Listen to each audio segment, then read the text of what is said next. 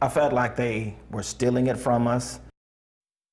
Family grieving the loss of their mother is now fighting for thousands of dollars tied to her estate. After getting the runaround for months, they called our Cristin Severance for consumer justice. Yeah, Gilmo, we're talking about $8,000, all of it from an estate sale held after the woman's death. But the company that processed the purchases is still holding on to the money. My mother's name was Elizabeth, and our family gave her the name Queen Elizabeth. Very beautiful, classy lady. Elizabeth Murrell's family thought of her like royalty. My mother, that was my queen. Sadly, she passed away from cancer in January. My life has definitely changed now that she's not in it. So when it was time to sell her huge collection from her clothing business, they wanted a sale fit for a queen. So my sister and myself decided we needed to do an estate sale, and this was a high-end estate sale, very upscale. They used creditcardprocessing.com, which also goes by iPayment to process the transactions. The day of the sale, the machines did not work at all. We were having to swipe cards 2 and 3 times. They contacted the company. And they told us, hey, on our end, everything's okay. So we had to enter everything in manually. And were supposed to receive their money in 3 days. It was a little over $8,100 in credit card transactions. Days turned into weeks. Then at this point, they started asking for additional information.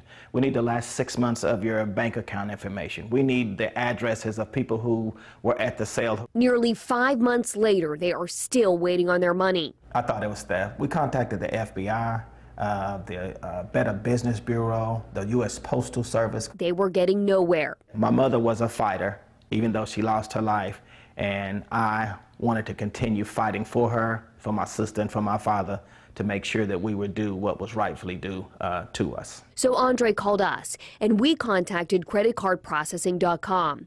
The company blamed the delay on the Murrells manually entering the card information, something Andre said they were forced to do. But the company said they would make this right. I got a call after you guys contacted them, and they were so nice, so professional. They apologized for all the inconvenience, and they wanted to get it rectified very quickly. Without Channel 11 in your team, no, we would have never gotten our money.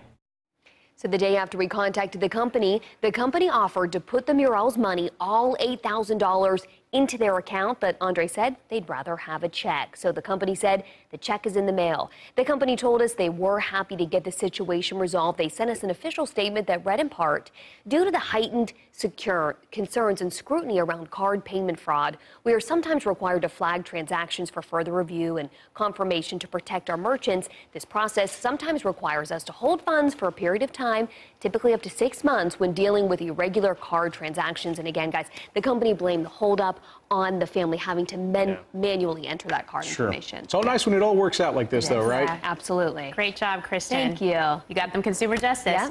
And if you need consumer justice, you can contact Cristin right now. Call her at 817-586-7211 or email